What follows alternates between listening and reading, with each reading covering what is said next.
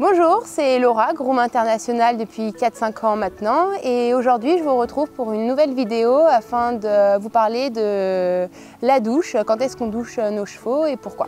On peut doucher son cheval pour le rafraîchir, pour l'aider à récupérer après un effort ou tout simplement pour lui accorder une séance de bien-être. Vous pouvez le doucher n'importe quand dans l'année. Après, il y a plusieurs paramètres à prendre en compte. C'est les variations de température. Si vous avez un solarium, tout dépend aussi si vous l'avez tondu ou pas tondu. Attention quand vous douchez votre cheval, si c'est un cheval qui a passé sa journée au pré ou qui rentre d'une séance ou quoi que ce soit, attendez un minimum d'un quart d'heure avant le doucher. Votre cheval il a chaud, d'abord il faut qu'il ait sa température, on va dire naturellement, elle rebaisse. Donc l'idéal c'est de le mettre dans un courant d'air à l'ombre, un bon quart d'heure à peu près, et après vous le douchez. Ce qui fait c'est que ça permettra d'éviter un choc, on va dire un effet kiss-cool, chaud-froid.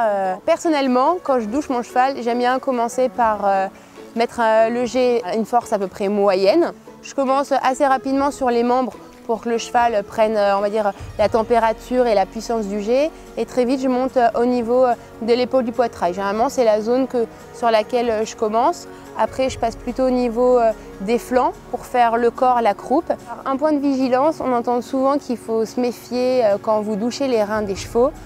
J'ai envie de dire oui et non. Ce qu'il faut, c'est que votre cheval il a besoin d'être, en cas de récupération par exemple, il a besoin de se rafraîchir et d'être rincé de partout sur le corps. Partout il transpire, partout voilà, il a éprouvé, il y a une chaleur qui est arrivée, donc il faut rincer. Après, il ne faut pas doucher juste cette zone-là, principalement à coups d'eau glacée et ne rien faire derrière. C'est pas bon de refroidir juste les reins, il faut refroidir votre cheval dans sa globalité. Et je termine par l'encolure.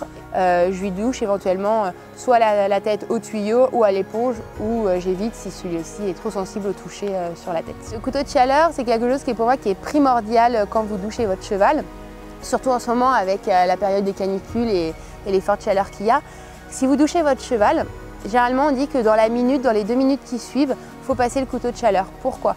Parce que quand vous douchez votre cheval, il y a une pellicule d'eau qui passe sous le poil, mais il y a une pellicule d'eau qui reste à la surface. Cette pellicule d'eau, si votre cheval, en fait, il est, même sans être au soleil, il est toujours dans cette forte température ambiante, l'eau, elle se réchauffe. Et en fait, ça redonne un coup de chaud à votre cheval.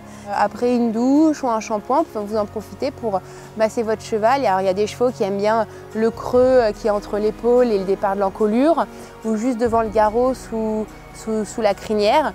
Il y en a, ça va être sur le ventre. Donc après, il faut connaître votre cheval et voir la zone, on va dire, de prédilection à gratouille. Alors, les chevaux réticents à l'eau, j'aurais tendance à vous dire que si votre cheval il n'aime pas ça, ça ne sert à rien d'insister en fait.